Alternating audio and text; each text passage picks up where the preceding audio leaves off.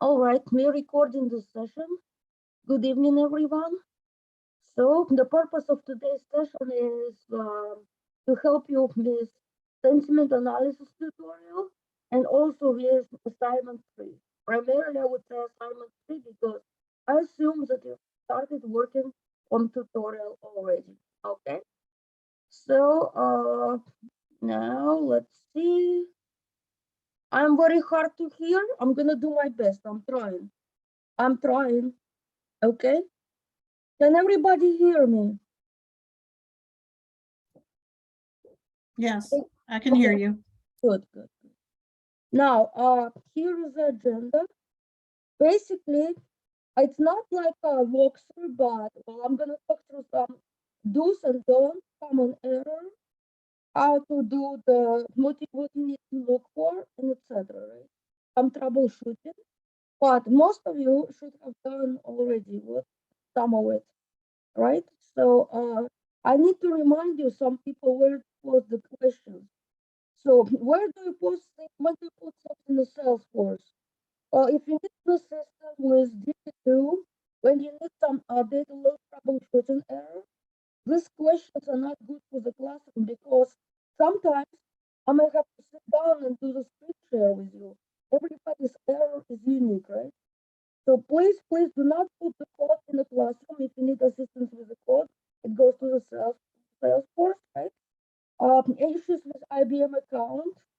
Then if you need help with ungraded exercises, I would rather, have you submit the ticket and copy in there, right? You don't want to discuss the code with classmates. Then if you have issues with hours, capacity hours, if you have questions about the data and any technical issues, right? The classroom is a general question about the due date, non-software concept-related questions, question about the syllabus, etc. But if the question is about your grade or it's about extension due to unforeseen circumstances, right, or anything confidential, it goes straight to instructor. Okay, just a reminder, just in case. Okay, now this is a broken record part. Please do not submit any tickets to IBM. At this point, I'm probably not going to ask you to submit. Do not cancel your IBM Cloud account or you're going to lose everything. Okay? Why are you having trouble hearing me? That's part I don't get. Okay, so do not cancel your account. Do not update the R version. Kanji, you still having trouble hearing me? I think I'm yelling so loud that people can hear me outside. Okay, do not update the R version in the integrated RStudio environment. Do not upgrade the R version. Do not add more than one instance to keep on, as I tell you to do that. My voice is muffled. I'm trying my best. Okay, do not install any R packages without an approval. Do not open an application in multiple browsers, especially R, because you're going to run out of capacity hours. My mic is having an issue. I don't think so. Professor, can you hear me? Professor Gorchova, Professor Razan, can you hear me? I affirm the same that students are saying. Your mics are not very good. There is some distortion of your voice. It's not your voice itself, it's your mic. Oh, Probably, you know what? If you what? can lock off and, I don't know, reset the mics. Is I'm something not wrong sure with how your to reset mics? it. Okay, I'm not sure how to reset it. I'm not sure how to change that, but you cannot hear. Oh no, my Wi-Fi is fine. I don't know what's going on, but I'm speaking really loud as I can. But it's not about loud. Do you understand? It's Yes, about that the quality. is distorts what you're saying. Is your mics. Oh, I don't know what to do. What can I do to fix it? Okay, I don't know what can I do to fix it. Log Okay, off and log on again. I don't know. But then it will end the session, the recording. Yeah, sorry. No, that's not an option. Well, what kind of mic you are using? Just the PC. Oh, Everything the same. Everything the same. yeah, but sometimes happen and you need to restart your PC. Oh, I can try this. Yeah, but Okay. the I think, session is it will better end. now? Is it better right now? Is it better now? A little better, yes. Okay, I changed the settings. Okay, now, do not open an application or application in multiple tasks, browser tabs, okay? Oh, okay, okay, it's better. I changed the settings in Zoom. All right. Avoid copying code from Microsoft Word or any rich text editor, okay? So this is a no-go because Microsoft Word is going to introduce dumb characters, okay, that you cannot see, like Microsoft Word quotes. Please avoid using the browser back button. Use the navigation menus. You do not exit RStudio by clicking on the browser X button. Okay, you need to run the Q command, and you need to cut the environmental. Okay, Amal, you still cannot hear me? That's strange. Can you guys hear me now? Right now? Huh? I think was now it's okay. okay. Now it's okay. Okay. For me, Now, it's okay. I don't know. now you want to avoid spending days on debugging the same error. You have to ask for assistance. Okay. Then, when you download the CSV file, this is important. Do not open the CSV file that you download from the source content. Okay, because you may corrupt the date format. Do not open the file before you load it to the DB2 on cloud. Of course, you may end up corrupting the date format. It's an Excel thing, okay? I fixed it, but when I fixed something, I opened it in a notepad, textpad rather, right? And I fixed something. So the way the file is in the classroom now, it loads. But if you open it for a fraction of a second, that's it. You're breaking it, it won't upload. So Yelena, You you're muffled fading again. away. Huh? You're fading away. Your voice is going away. I Oh, mean, but I'm sitting next to the microphone. I don't know what's going on. well, I don't know what is happening, but it's Okay. not. The idea is missed because suddenly we can hear you, then we cannot, and it's not Okay. working. I'm trying. Avoid opening the CSV file. Okay. Avoid opening this file. Because then you're corrupting the format. Okay. Now, this is a big picture of the assignment. You have the data set, right? You read the description and you define the problem that you're trying to solve. Like, what's the purpose, right? Like, for examples that I'm going to show you today, it's going to be about the hotel reviews. You want to look at positive review sentiment, negative, etc., right? Then you take the CSV file and you're going to upload it to the DB2 on cloud database table. Then you're going to check the log for any errors and warnings, right? And you're going to take a screenshot. Very important. You have to submit the screenshot. The screenshot must show the time when the load started and when the load ended, how many records were loaded, and if there anything that was rejected. Then you have to check the table metadata. So what I'm talking here is that you have to check if the data fields have correct data types. Number of columns should match the number of columns in the original, right, in the source.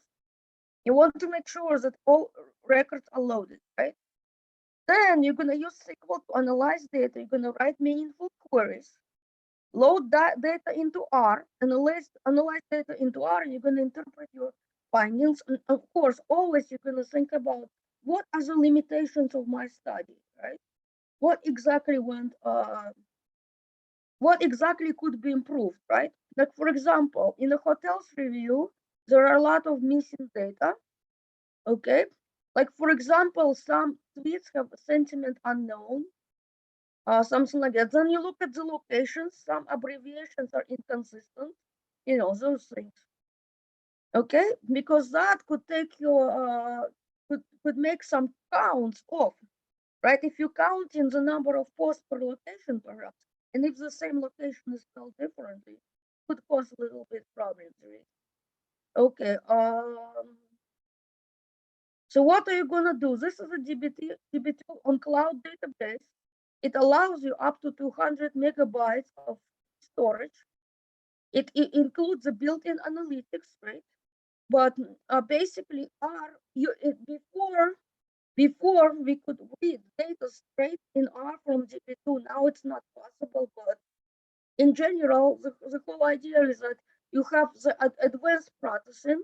You don't have to feed the whole data set in memory while it's still processing. So that's the whole point, right? So you are like prefetching the data. You're not loading the whole thing in memory, okay? So, and this is called like data skipping. The data is skipped, but not relevant to your query. Like, for example, if I want to see in a hotel example that we can look, I want to see only bits from about Hilton Hotel. I don't have to load the whole thing in memory. I can only load data on Hilton, right? I can specify the condition in a query, the criteria. Okay? Is it better right now? Can you hear me now? I hope you can. Now, Very, what we're gonna, huh? very Yes? good. Good, okay. Now, what you're gonna look at, some analysis like trend analysis, right? So the number of tweets as the time goes, perhaps. You can look at the association analysis, but then you're gonna be looking at the information about tweets, right? What exactly could be causing positive sentiment? What exactly is associated? You can use decision tree, you can use clustering, hierarchical clustering, network of storm analysis. This is my favorite, actually. Okay. Now, you can in general, it's possible to connect external apps to the DB2. Not going to be doing this, but in general, keep in mind that this is possible. Okay, I'm not doing it for this assignment, but okay, I have to warn you this. If you delete the DB2 service, you're going to lose everything that you had in there. Okay, it means that the data will be gone, the SQL file, right, queries that you wrote will be gone. So what you have to do is, I recommend that you save the copy of your SQL code on your PC as well, not just on the DB2, because, well, first of all, look, assignment is due, right? You have to submit your code, and suddenly the service is done. What are you gonna do? See? You have to keep a copy of the SQL code, okay? Because once in a while, the service could go into maintenance. And what if the maintenance happens on the day when the work is due? You never know, okay? So please save it both. Have a local copy of the code, right? And if you delete the service, that's it, it's gone, right? Another thing I'll have to tell is that you need to add the service only once. You don't add don't add the service 5 times. You get yourself confused. Even if the system lets you add the service 5 times, you're not going to remember where you loaded the data, right? So make it easy for yourself. All right, so this is a hotel data. And basically what happens is that I'm going to give you the data. And if you want to practice the queries that I'm going to give you after this session, when you load the hotel data into DB2, these are the changes that you will need to make. When you upload the data, DB2 attempts to read the data types, but during my testing, I determined that it did not read the data type correctly for some of the columns, because it probably looks at the first certain number of records, okay? So you would need to manually change the data type length. If you watched the video for airline sentiment data, you know what I'm talking about, right? So I put these changes here. And the postal code, it gets interpreted as numeric, but somewhere there is a non-numeric character. So you have to change to the marker. This is a troubleshooting that I did ahead of time, and I'm giving you this. In case you want to play around with that data, you will get a copy of the data, but when you load it, this is what you need to do, okay? I did the troubleshooting for you, so you don't need to worry about that one. You're But if you fading away were- from the mic again. Oh, okay, I'm trying. Okay, so this is the troubleshooting part. I mean, this is what I did for on a back end, and I'm giving you what you need to do to change. If you load the data, okay? Okay. Where to change this number? This is when you load the data. Have you watched the video? Have you watched the video for the airline sentiment data? Yes? Yes, you have to change it when you load the data. See this? Okay. I'm gonna start this. Go to GUI, right? It's a DB2. Okay. So what you will do, remember when you load the data, there is a screen that asks you for the data types. DB2 attempts to read the data types from data, but the problem is it's looking at only at the first certain number of records. It did not look at the whole data. So see this, when you go here, you click here to select the file, right? And here's the data file. I'm gonna click next. This is the schema, right? I already have hotel reviews. So let me see hotel review 2. I'll show you what to change. Hotel review 2. Okay. I'm gonna go, this is a table name, right? Oops, I did a search. Instead of search, I see what I did. I need to do this next. I'm gonna do new table, and I'm gonna name it as hotel review 2. Okay. And I'm gonna go create. Okay. Now what I'm gonna do when I go next, here, these are the columns. It's a mapping of the columns. For each column, you get the data type. The problem is it's looking at the first certain number of records to determine what the data type is, and it's incorrect. Okay. Okay. You're trying hard to hear me. Is it still hard to hear me, people? Professor, this is still hard to hear. Fine, fine, it's okay this time. Okay, because people say it's hard to hear me. So there could be other things like bandwidth or something on their end. I don't know. Okay, so you have to change these numbers because it's trying to guess, but there are values longer than 97 characters perhaps here. Okay, so this is what you will need to do if you want to follow along this data. Okay, now after you load data, well, this is just an example. This small file has maybe 5,000 rows, something like that. But this is a screenshot. What you have to do is make sure there are no errors, no warnings, right? You're gonna check the number of rows, right? You want to make sure that nothing was rejected, and you have the start time and end time, right? Just an example. Okay. Now another thing is this. What is this first part? Before the table name, this is a schema name, right? Database table name is this is a schema name. Schema name is your username, right? In this case, is a schema name, not table name. Okay, now suppose that you check this, there are no errors and no warnings. Does it mean we are good to go? No, does not necessarily mean we are good to go, right? It does not mean that the load went well. You have to make sure that there are no extra columns added, right? Sometimes it happens. Sometimes, and I already solved it for you. If the data has the new line errors, right, there is a problem. And I already removed them.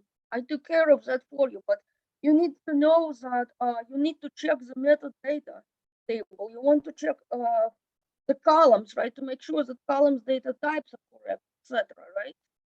And I'll show you how to do that, but oh, here, programmatic load validation.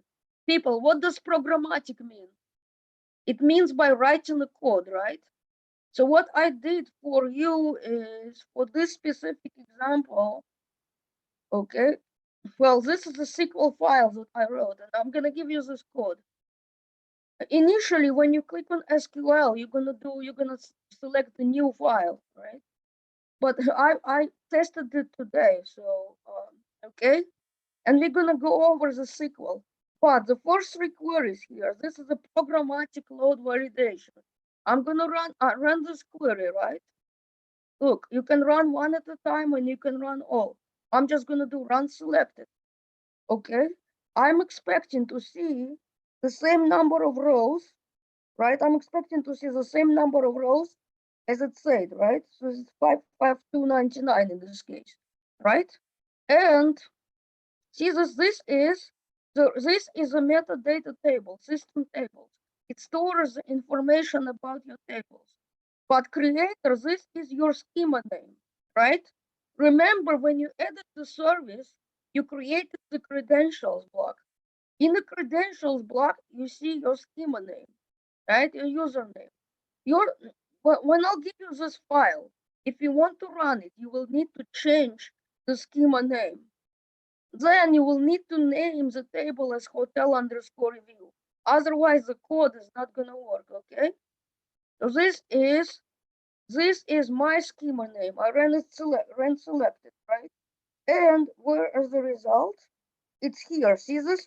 What it's doing is that it's looking at the tables that I have. This is me. This is the time when the table was added in the system. Okay, this count shows the number of, this is a column count.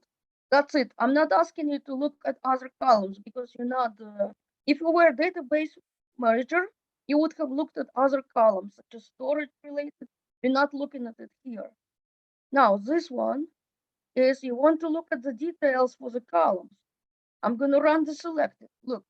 So what you see here, this one, right? This is a history of SQL statements. This is the last one I ran. This is showing me the column names, the table name. This is me, right? Column data type, nulls. Nulls tells the column allows missing values, okay? So nulls allowed, it means that the column may have missing values. Length is the number of characters length, right? Remember, you made some changes, right? You want to make sure that this is correct, right? It should be. But now, okay, so this is speaking programmatically. You have to take the load screenshot. What happens if you forgot to take the load screenshot? Well, not a big deal.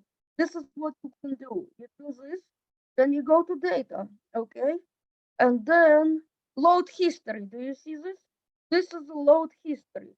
If you forgot to take the screenshot of your load, you can always go to this load history, okay? And there is a way, I just click on it and I see this and I can come back and take the screenshot, okay? So if you forgot to take the screenshot, this is what you will do. Pay attention. You're gonna go to data, right? This tab is load history. This is the history of your loads, right? For example, I did airline sentiment maybe like a week ago when I did this assignment. Okay, I forgot to take screenshot. I'm gonna go in here. Here is my screenshot. It has all the information. Now look, this is my what? Schema name. Note that all table names are stored in the uppercase. If you look at the metadata table, all table names and column names are stored in the uppercase. Okay? Now, rows rejected 0. Well, there used to be rejected rows before, and I fixed that. Okay? Sometimes you may get warnings, but beware that if you get more than certain number of warnings, the load fails. Okay? I don't remember what it is. Maybe it's 1,000, something like that. If you get certain number of warnings, the load may fail. Right? So see this table name, etc. And I can do, if I wanted to, I can do view table. This is just going to give me a preview of my data. But is this a proper way to check if the load was done correctly? Is selecting all data from the table a good way to verify the data? No. Do I have time to look through 5,000 records or maybe 15,000 records? No, right? So you probably want to look at the metadata. You may want to do some of the counts, and etc., right? And you see some columns have missing values, right? There's no data. Okay? So you got that. Programmatic means what? By writing the code. Okay? So it says in the assignment, programmatic load validation. What you're gonna do, you're gonna write the code, right? You won't be able to copy this directly because your schema name is different. Okay? And remember, table names, column names are stored in the uppercase. Okay? Now, what if you loaded and something went wrong during the load, right? If something went wrong, you may drop the table. I'm not gonna do that, but I'll show you what I'm talking about. Take a look at this. I clicked on tables, right? Here are my two tables. See this? Airline sentiment and hotel review. If I want to load the data again, right? I have several options. If it totally failed, because of some table structure issues, like the column is not wide enough, right? What you could do is this. Look, you click on the table, right? And there should be an option. I'm looking at this option. See this? When I select drop, if I select drop, it will remove the table and the table structure. It will remove data that's stored in the table and table structure from memory, right? From the database. Yes, and remember this. There are several things. There is a drop. Drop will remove the table completely. Table structure, everything, right? Delete. If you do delete will keep the table structure in place, but it will delete the records that meet the specified criteria. Okay. Truncate will also keep the table structure, but it will reclaim all the space the data was occupied. So in the database terminology, things like truncate cannot be undone. Delete can be undone. In theory, it can be if you do the recovery part. I'm not gonna ask you about that. That's advanced for non-database data. But in general, keep in mind that delete is a data manipulation command, right? It can be restored. Delete, right? Delete data. It can be restored from the database recovery logs. But when you do the truncate, it immediately reclaims the space. That's it, it's done, right? Delete does not reclaim the space. Drop will remove the table structure, okay? So if you did something wrong, you can go in here and drop the table. You have to drop the table. Or another option, suppose that you don't have any problems with the table, but you want to just replace the data, right? So when you load the data, there is an option. If I go back in here, there was an option, or maybe the next screen. It's on the next screen. Nope. Oops, I don't want to be loading it. But there was an option whether you want to override the existing table or if you want to do the new table. There was an option to do it, okay? Oh, that's why there is no option because I created the new table, okay? I created the new table here.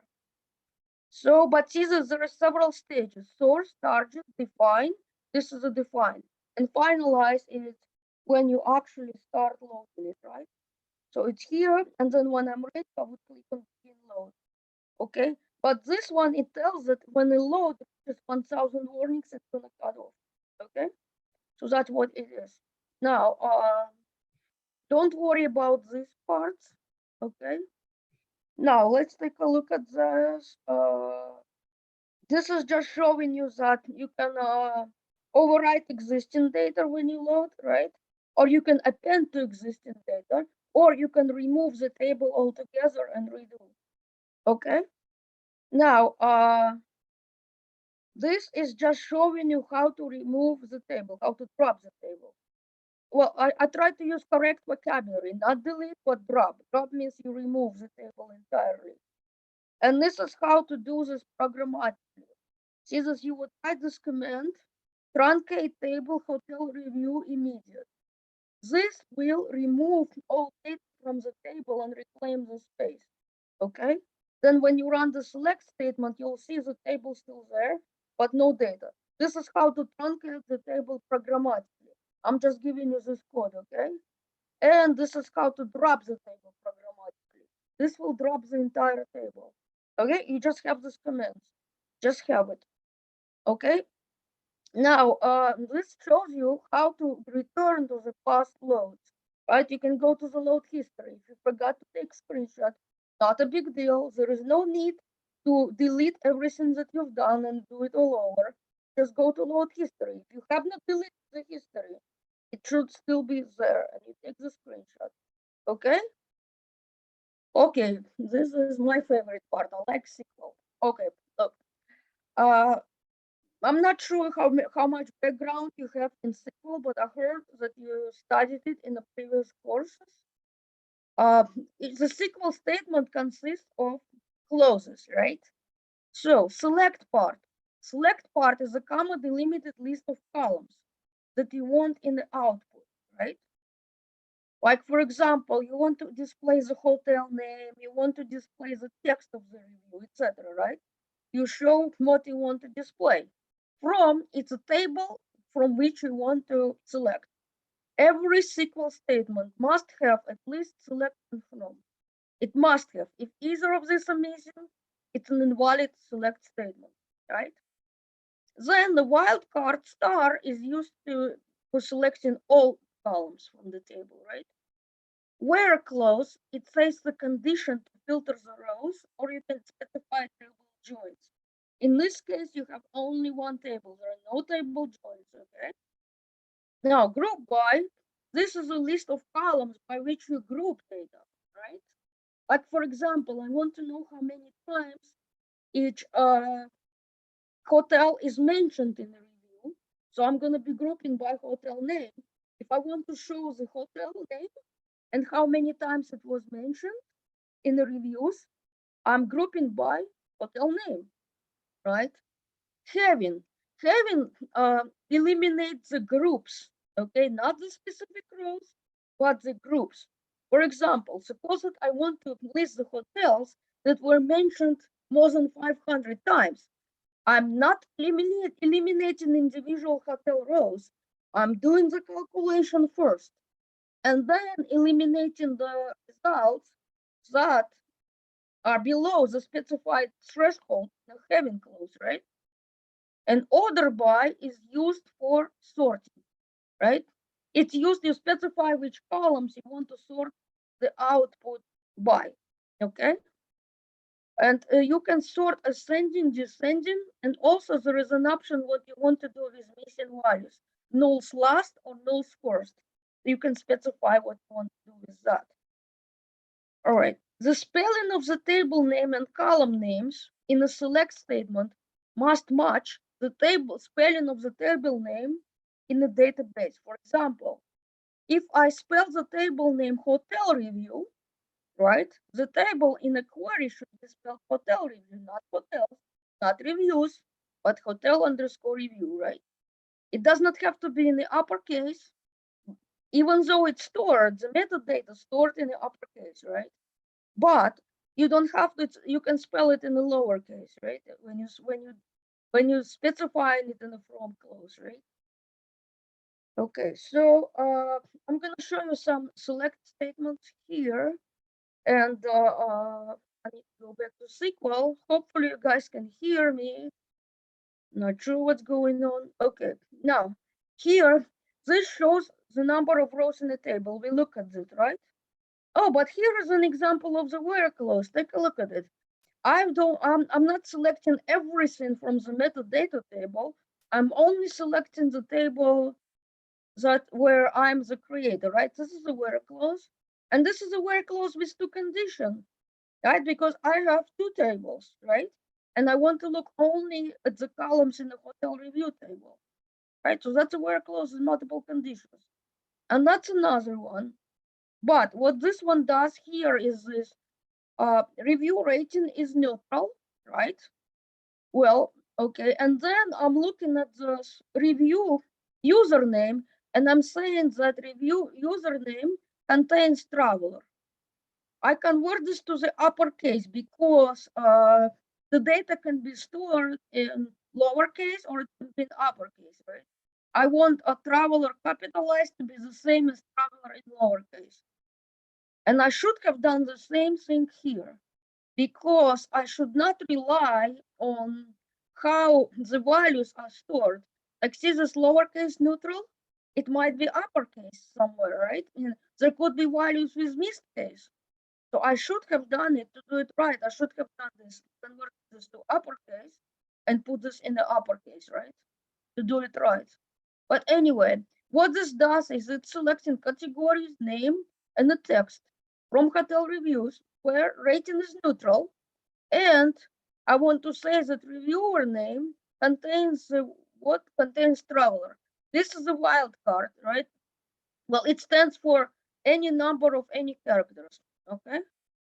That's how you do it.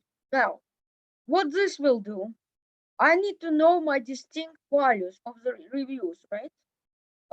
It's not necessarily, in the example you're doing right now for your assignment, it's negative, positive, and neutral, right? But it's not necessarily, it could be slightly positive, slightly negative, I don't know. So I'm running this here, and take a look at this example. Oops.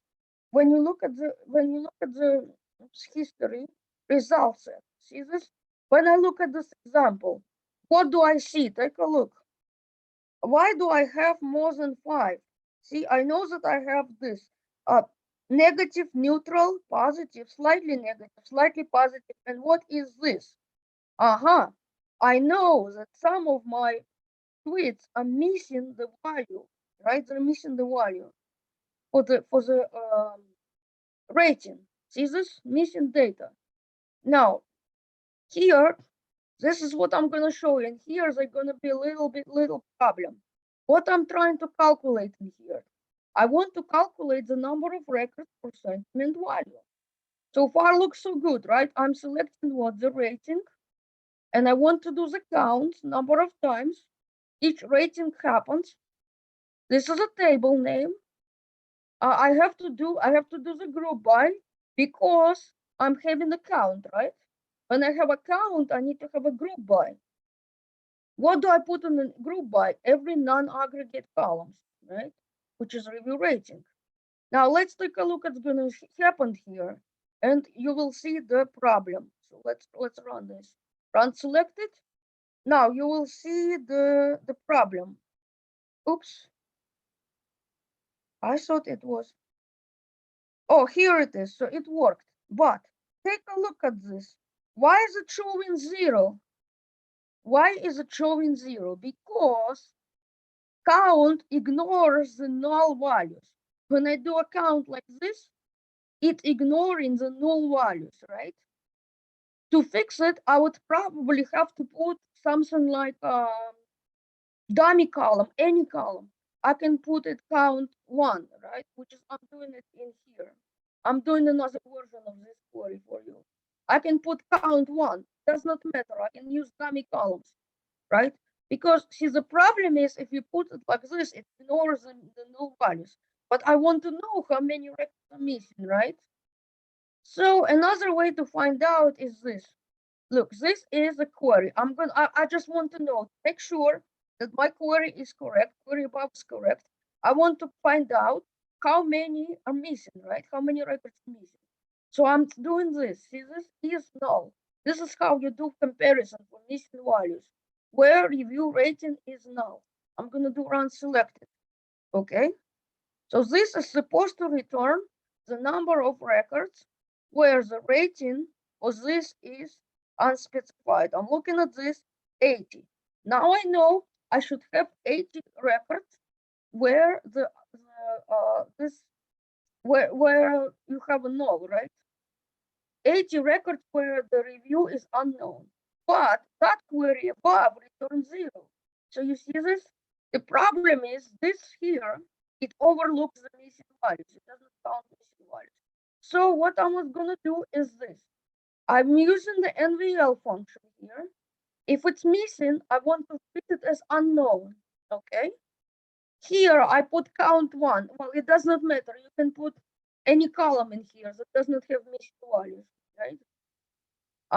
Here, this is a table name, and group by What? Review rating. Well, usually any non-aggregate column in the select clause has to go to the what? The group by clause. But that's okay. I could take this here and put it here, right? But this is okay. That works this way too. Now, I'm just going to run this. Take a look at this. Run selected. But remember this, every column that you use, right, in here must go to the group by. Okay? Now, see this? This is correct. It will show me how many are unknown. I selected, I'm treating null values as unknown, and I'm showing 80, right? Well, the reason I'm showing you that because your assignment 3 data has some missing values, okay? So please, please, please do not tell anybody that you've never seen how to handle that, okay? Now this one, this shows how many times each hotel is mentioned. Well, I added the restriction, category is hotel. I want to show the hotel name. I want to see how many times the hotel was mentioned. And I'm grouping it by the hotel name. Run selected, right? So far, it should be easy, shouldn't it? It's just a single query, right? So I'm looking at this here, right? This is the just a query, and I can do like this to expand the output. I can check it. Oh, wait a minute, there are like 40 rows, right? That's what it is, right? And of course, here the assumption is that, well, if there was a missing value, right? If the hotel, if the name was missing, then my query would be off. I would have to do something else with it, right? Now, here, so you saw it, I had like 40 records returned, right? Oops, no. See, I got an error because I should have selected the full query. So let me see. So this is the query, right? I run selected. Well, if you see this, I got a lot of records, like 40 something, right? So I'm gonna open it again. This is the result. See, this is the result that I got. And suppose that I got more than 40. And I'm not interested to see all these counts. I want to see only the hotels that were mentioned more than 400 times. How do you do it? What do you need to do? You have to put a having clause, right? Because first my query is going to do the calculation. My query is going to do the calculation first that I showed you. And then it's going to filter out the calculations. I'm not filtering out the individual records in the table. I'm filtering out the groupings, right? So here I'm using the having clause, and I'm saying having count greater than 400. I'm gonna do run selected, and take a look at this. So this is the output, right? Oops, it's still running. You have to wait until it's done. Oh, there is nothing to match my data. Let me lower it. I'm gonna put 200 now, okay? Or I'm gonna put 50. Let's put 50. Because no data was returned, so I need to change my query. I want to see only when it's 50, right? So let's do this. Let's run select. Let's do that. And it's gonna give me only the hotels that were mentioned how many times? Less than 50 times. More than 50 times. It's in here. See this? Now my number of records is down to 23. See, I'm down to 23. So this is what filtering the groups. It's not filtering the individual values. Now here, this is a little bit tough, but you need to know how to do this. I want to know how many times each sentiment.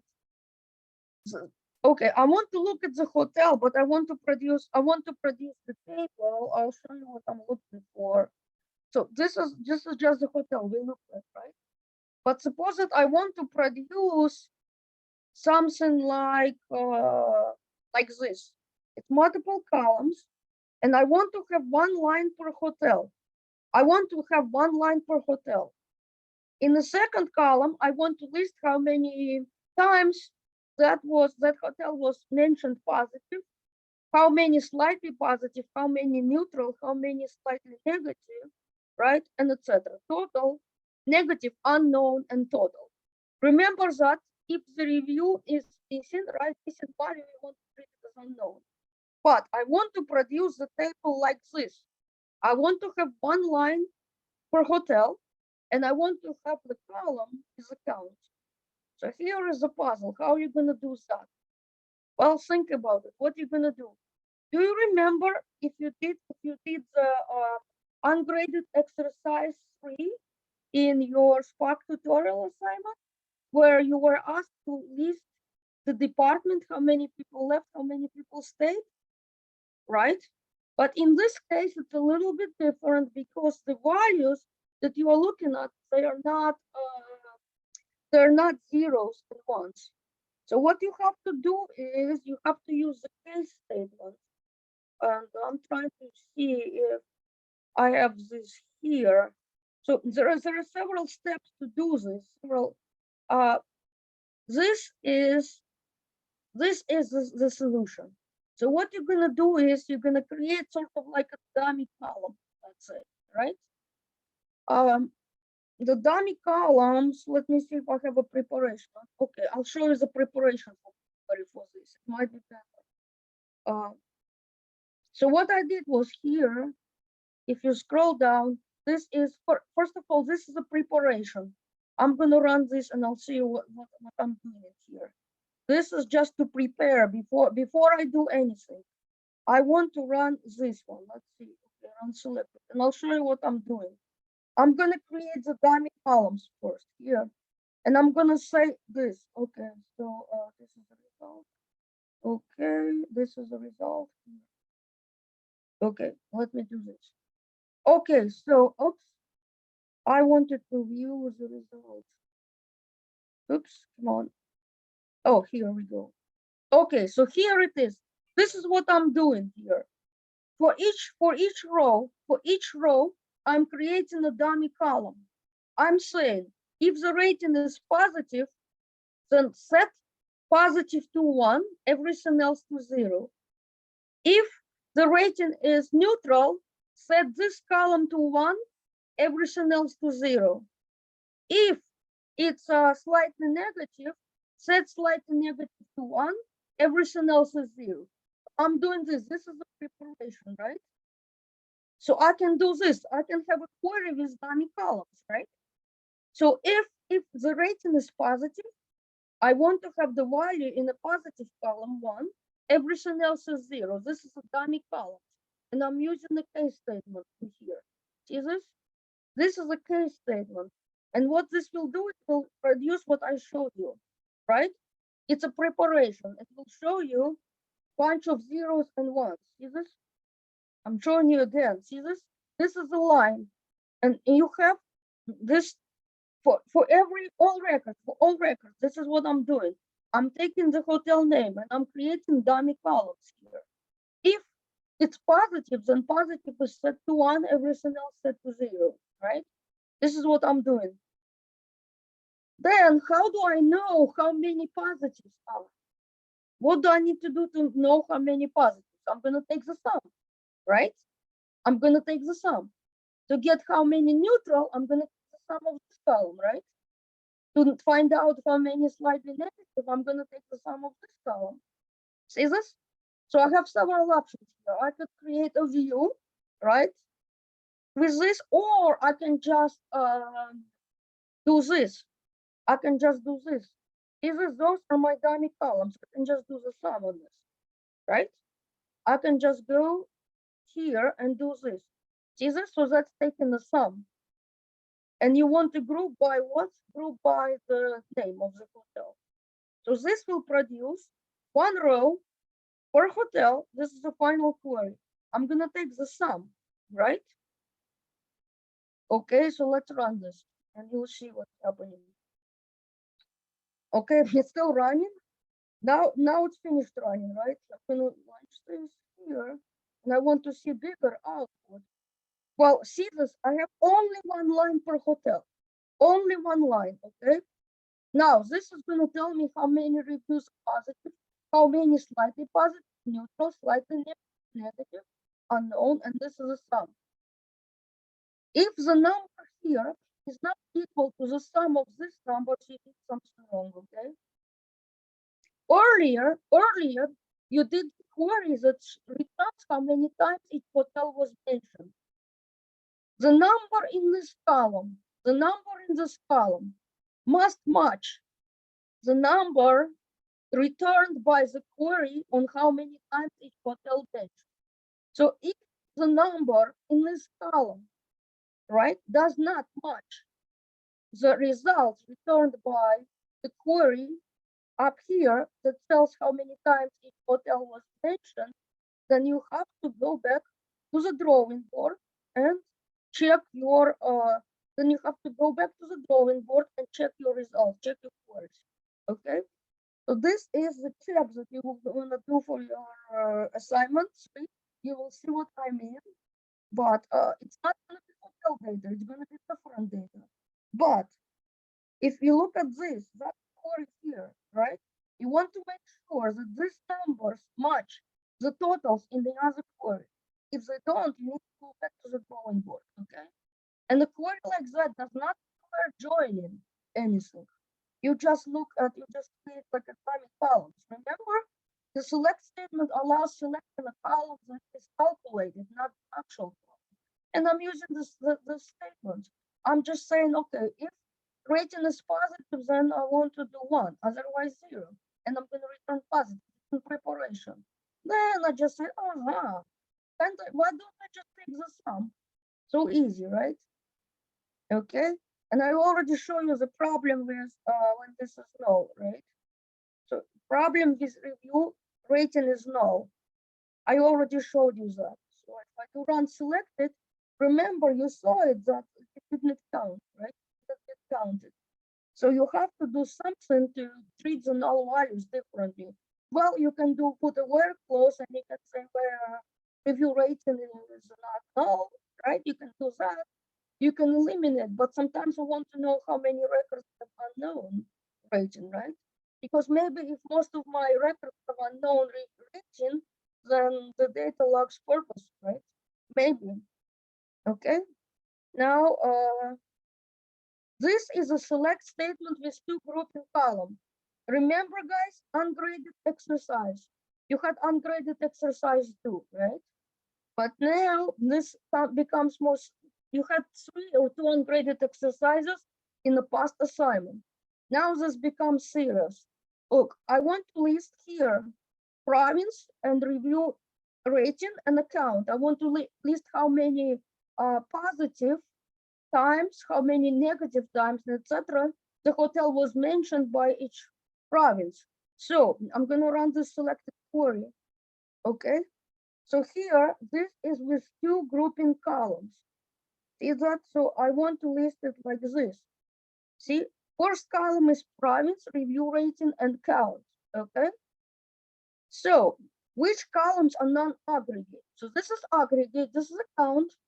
These 2 columns are non-aggregate, right? I'm taking them straight from the table. If I'm listing them in select clause, I need to list them where? In group by clause, okay? I need to list them in a group by clause. Before I go too far, I forgot something here. Why do I do group by upper name? Because I want my sorting to be what? Case insensitive. If I don't do this, it will put all hotels in the uppercase first. So I don't want this. And what this means, nulls last, it means that I want to list blank hotel names at the end. Jesus, in the sorting, you may specify what you want to do with the column, right? With the column null values. And the default sort type is ascending. You can do also descending, okay? Before I forgot, I have to tell you that, okay? Now, so see this is just by 2 columns. Now, here, this is a little bit tricky. I need to show you the subqueries because this is a review. But what is a subquery? Subquery is a query inside another query. It may return one value, it may return values list, or it may return something called a virtual table. You can put it in select from, where, and having clause of the main query.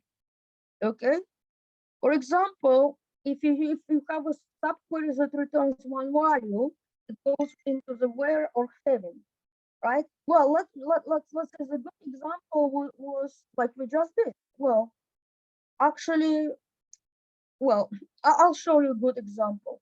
But a virtual table is something that you can put in a front clause. Like in that big query that I showed you, right? You had an option to add that preparation query as a subquery, right? And then run the counts. Or you could create a view, right? But I'm going to show you some good examples here. So here it is. This is a values list subqueries. I want to list the provinces that do not have any positive ratings, right? So the subquery, it returns the provinces that have at least one positive rating, right? So how do I know which provinces do not have any hotels with positive reviews? First of all, I need to know the list of provinces that have positive reviews, right? So this is the list. The inner query will return the list of provinces that have at least one positive review, right? And the outer query is going to say where a province is not in the list returned by the inner query, right? So this is an example of the list subquery. And I'm gonna give you that code, right? So this is just the list. The list might be the simplest way to understand, right? But this is different. This one is hotels that do not have a location in Georgia. How do you do this? First of all, you need to know which hotels have a location in Georgia, right? I'm going to do run select. It should give me the list of hotels that have a location in Georgia, right? Now, to get a list of hotels that do not have, I'm going to run this query, right? There we go. So here it is. Oops. I need to run this. Run selected. And I'm going to look at the results, right? I'm going to look at the results. Here it is. Oh, it did not return anything. Okay, I don't need to go back and look. But anyway, what I'm trying to say is this. You would have to write the subquery, okay? First, you write the inner query. Oh, here it is. Provinces that do not have positive reviews. This one returns. Let's see, let's run this. Run selected. See this? I'm running this. It will show you the provinces that do not have any positive reviews, right? How do they get it? First, I need to know which provinces have at least one positive review. So I'm going to run this subquery, right? I'm going to run this subquery and I'm going to do, oh, you cannot run it like this. You have to do this. You have to do this. Control V. Oops. You have to separately take this and copy and paste. So you cannot run the part of the query like this. Okay, I tried it. Okay, so this is a subquery. Secretly, if I run it separately, what do I get here? This is what the list of hotels this should give me the list of hotels that have at least one positive review, right? So I'm gonna do this here, right? So this is a list of provinces that have a hotel, at least one hotel with positive review. How do I know which ones do not have? It's this, see? It's this. Because I could generate this list and then substitute it here. But is it effective? No. I'm not gonna do it all the time when it gets changed. So I'm gonna write a subquery, right? The inner query returns the list of hotels that have at least one positive rating, and then I'm gonna look at the rows that are not in this inside list, okay? Then you want to check your results. So if you go and search your table for this province, and if you find at least one positive rating, it means your query is wrong. You have to go back, okay? Okay? Well, this one is a little bit more complicated. So here, this one is gonna tell you the number of positive counts, right, per hotel. Okay, but here you want to, the idea is you want to return the average number of positive cost per hotel name, but you also want to know the hotels that have above average number of positive costs, right? So how do you know which hotels have above average number of positive posts? First of all, you have to find out what the average is, right? So here, this is just selecting the subset. It's looking at the count of positive posts for each hotel, right? This inner query will calculate the number of positive posts per hotel. This outer query is going to calculate the average, right, of the returns, because we want to get, see here, we want to get the average number of positive posts per hotel. So we have to know how many positive posts per hotel. Here is written the average, and here this will select the hotel that goes above the average calculated here. So this one returns a single value. This one returns a single value. Run selected. I should see a single value, right? On average, how many positive posts are? Okay, there are 22. So I'm interested in hotels that have more than 22 positive reviews, right? I'm not going to go and substitute this 22 in here because the data is changing over time, right? So what I'm doing here I'm calculating the number of positive posts. Here in the having clause, I want to eliminate the hotels that don't meet the condition, right? And this is the subqueries that I did here. So what you want to do is you want to troubleshoot separately.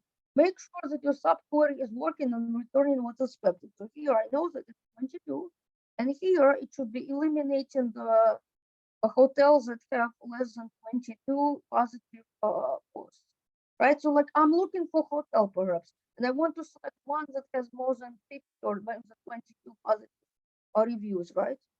So this is what's gonna do here. This is the, but I said this, you know that the average, right, is 22. But if your result has a hotel with 10 positive reviews, it means that you need to go back and fix the query, okay? You need to check your work here, okay? So that was for the queries. Let me look here. So that's about the subquery. I know, I hope I did not lose you guys. It might sound like a good review for most of you. Now, RStudio, very important, guys. Okay, DB2 does not consume hours. Here's good news. You can use DB2 for as long as you like, no consumption of hours. But RStudio, unfortunately, does. So you want to know, well, right now I looked at it, there's no drop down for environment, thank goodness. But you always want to choose the one that consumes only 1 hour, okay? Then it's correct. But what you will do is you're gonna go to Cloud Pack and you're gonna go back to projects. You're gonna go back to projects. See this is a project that you are using, and this is the okay. So you're gonna go to, for example, this is just a project. I'm not going to do the work for you, but I'm going to show you something, right? Or this is a project that I was using. In this project, you have this assets, right? You're going to upload the data to the project, right? And you're going to read the data from R. But what's important is that you're going to go to manage environments. Here, this shows you what is currently running in the project. You want to make sure that this is empty, okay? You want to make sure that there is nothing here, because RStudio consumes the hours, right? So to launch RStudio, first of all, you choose which project you want to launch, right? So right now I'm in this one, Spark demo project. I'm gonna launch RStudio. I'm gonna click here, launch IDE RStudio. This is what's gonna happen now. It's gonna start the environment, okay? Sometimes if the environment does not start or anything goes wrong, there is also an option to reset the workspace, okay? Like for example, last time, if you created huge matrices, something like that, and you forgot to remove them from memory, sometimes you want to use this option, okay? But I did not do anything crazy on my last session. So I'm just gonna take lunch. Take a look at this. It starts in the environment. It does not matter if you're running the code or not. Once the environment has started, you are consuming one capacity unit per hour. Okay? The only way to stop the consumption is to stop the environment. Does changing your IBM Cloud account password stop the environment? I don't think so. Okay. Did anybody at night while you were asleep hack the environment and use the hours? I don't think so. Does the not running environment run the code? I don't think so. So, well, only person who is consuming the hours is who? You, right? You are the only person who is consuming the hours in your account. So you can change, you can set up two-factor authentication and three-factor if it exists, but it's not gonna help, okay? So here it is, right? And I don't want to do this, but in another tab, I want to show you what happens when this runs, okay? So this is a project, right? This is a project where like RStudio. I click on manage. Do you see this? This shows me that 1 minute ago, I started the RStudio. I have something running right now, okay? If I was going to leave just by closing this tab, this was continue running until my hours go, right? That's it. Now, what do I do to exit? Okay, I'm done. I'm not gonna run anything. I'm not gonna do your homework assignment, but I wanted to show you a few things. Well, first of all, plot M, right? Plot takes space. So the more plots you have left here, the longer the RStudio could take to load next time. So just know it. Environment. I have a if you have large matrices in environment, next time your RStudio could take some time to load, okay? Just bear this in mind. Now, I'm done. What I'm going to do to exit the session? Am I going to click on F to exit the environment? What am I trying to do wrong? No, because that does not exit the environment. Am I going to reset my IBM Cloud password? No, I'm not gonna do this. That's not gonna help. But what I'll do is this. I can run the Q command or I can do quit session, right? I ended the session. Am I done? No.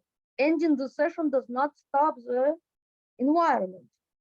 So what I do, yes, now I can close the tab, what I want to, or I can just go back to the project, right? I go back to my project. What do I need to do next, guys? Anybody?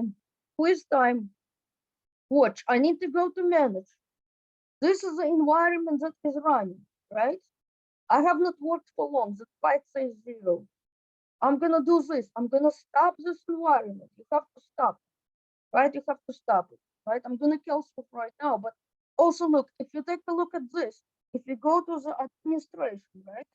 If you go to the environmental runtimes, this will show me all runtimes that are running in any project. And I'm gonna see this, right? I can stop it from here, but during my testing, I was not able to. Oh, worked. No, did not. Jesus, I was unable to do that during my testing. I was able to stop it in practice. Oh, it works now. Excellent. See, you can do it like this. You can do it like this, right? To stop the environment, you can go to manage and go to environment and stop it. Alternatively, you can go it in within the project and do stop, okay? Well, I stopped it. It's gonna throw an error. You can stop it twice. But there are two ways to stop it. One way is to stop it in a project where you launched it, or another way is to go to the same page where you did before and you stopped it, right? Yelena was very careful. See how much used so far this month? Okay, so for your tutorial, you are given the code, okay? You only need to run the code, you need to take screenshots of couple commands. You should not use more than 1 hour. If you used up more than 1 hour for the sentiment analysis tutorial assignment, you're doing stuff wrong. Then you have 9 hours left for your assignment 3. This is more than enough. Try to prepare the code ahead of time when you're run. And also save your code on your PC. Okay? Because if you run out of hours, you won't be able to access your code. You won't be able to launch our studio environment. Okay? And if the hours getting low, you're gonna get warning. But keep this in mind. Be very careful. You have to stop the environment. Okay. Here, just refresh. Make sure. See nothing. I don't see anything running. You want to make sure nothing running within the project and nothing running overall. See, I mean, I might sound paranoid, but I'm gonna win in the end because I'm gonna have all my hours. Okay. And trust me, nobody at night is gonna go and manipulate code to steal your hours. The only person who is using up your hours is you. Okay. Now, well, this is disk utilization. Well, what I'm trying to say is that sometimes you can see the storage bar in red. What could happen is that if you have matrices, then you want to delete from the environment the matrices that you don't use.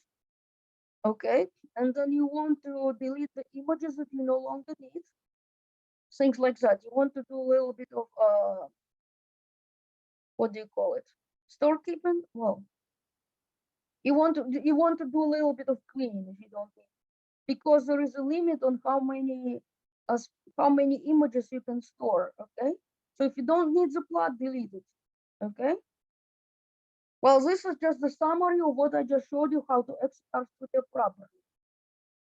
This shows no active environment. Okay, then for your network of terms code that is discussed in a Word document, the code that you actually get has a little bit more.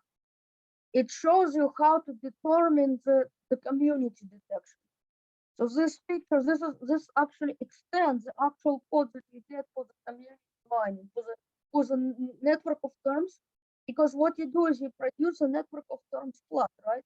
But also you want to identify which terms go together, which terms could appear together in the same tweet. So this is just the code. It's in the code that you received, but I did not add in the actual explanation in the Word file, but to help you. If you use a network of terms method for your assignment 3, you want to do this. You want to look at the subset of terms that appear together in the same pod, right? So you've got a little bit of extra code in the files that you actually got, and you also got an example of clustering. I know that this is not discussed in a Word document, but this is for you as a homework, perhaps. If you want to use the k-means clustering, the example is there, but you need to do a little bit of homework, right? It's not explained exactly what each of this means, but you have this code, right? So see this in here. This is for airline data. In this case, there are 3 groups of terms. The code identifies 3 groups of terms that appear together. Okay? So just a little bit advanced step. Okay, now this is just troubleshooting. Sometimes you don't see you created the service, but you don't see an option to add credentials. It's because if you don't add the service from IBM Cloud Catalog, if you are logged into the Cloud Pack instead of IBM Cloud, you're not going to see the option to add credentials, right?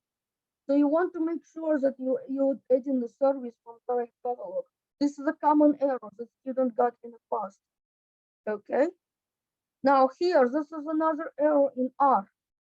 As you know, association rules method has inspect function to display the rules.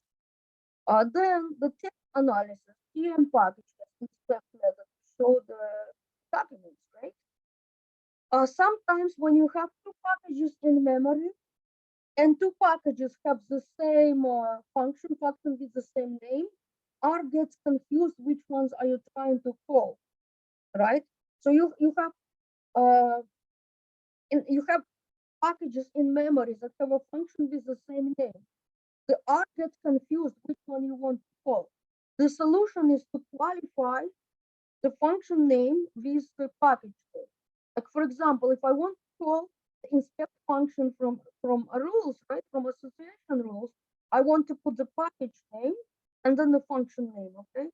This is just troubleshooting. It's an error the student got semester from semester. So I decided to put it here, okay? So sometimes you want to qualify the method name with a package name. So that way R is not confused, it knows which one should be called, okay? And here, this is just a syntax error, okay? Somebody is getting the error. What you want to do is you want to make sure that you spell correctly. See this? Like for example, tweet ID, right? Tweet underscore ID is not the same as tweet ID. This is a spelling error. That's the reason for getting an error. A lot of errors that you get in a query have to do with spelling. You spell the column name correctly, you spell the table name correctly, etc. Okay? And sometimes the problem is doing copy and paste, at taking the code that is given for an example and attempting to make it work for your table. Well, you have to be careful because the column names are different, right? Okay, well, sometimes you get an undefined name error. It means that the table name isn't correct, okay? So you want to make sure that the table you're trying to query exists, okay? Well, those are the additional tips. You have to, I would suggest that you save everything, a copy of code to your PC. Use Notepad, TextPad, and not Notepad++ will work also for the SQL and R code.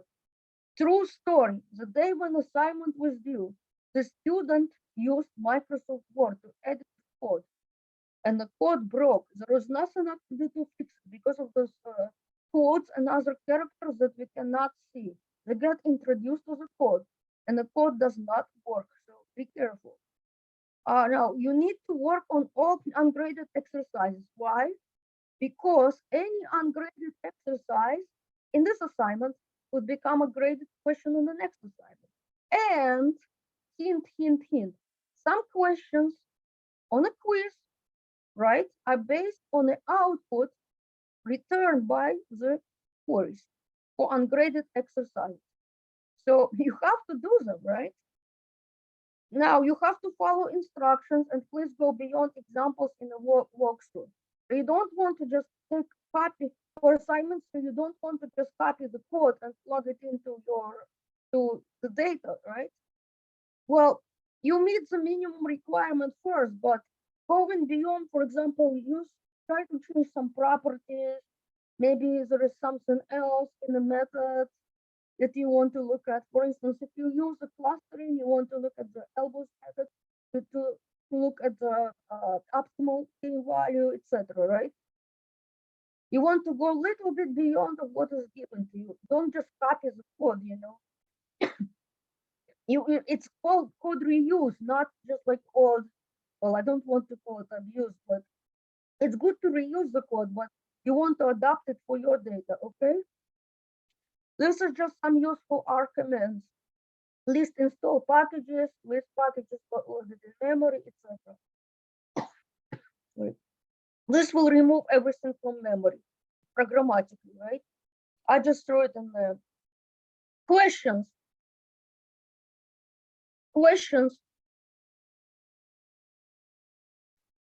Sorry. Are there any questions?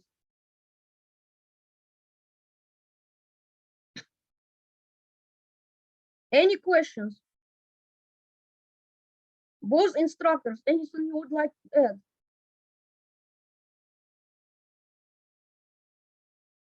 Professor Ozan, anything you would like to add? No, Elena, I'm all good. Thank you. Anything like, no? Okay. Professor Gertrude, anything you would like to add? No? Questions. Guys, this is a good opportunity to ask questions. Or I will start asking questions. Huh? Yes. Huh?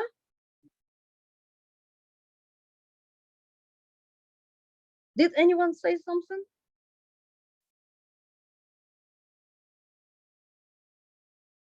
Can you hear me now?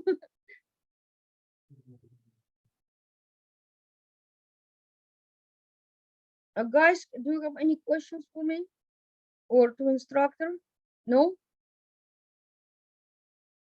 Okay, if there are no questions, that I'm gonna end the recording and you're gonna get the slides, you're gonna get the code, okay?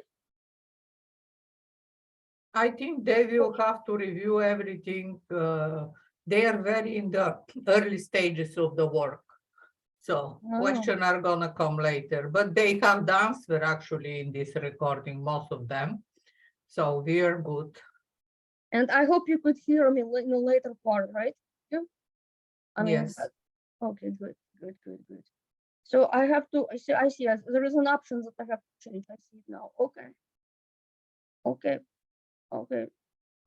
Thank you, everyone, and enjoy the assignment. Oh, I see something in the chat. Oh, okay.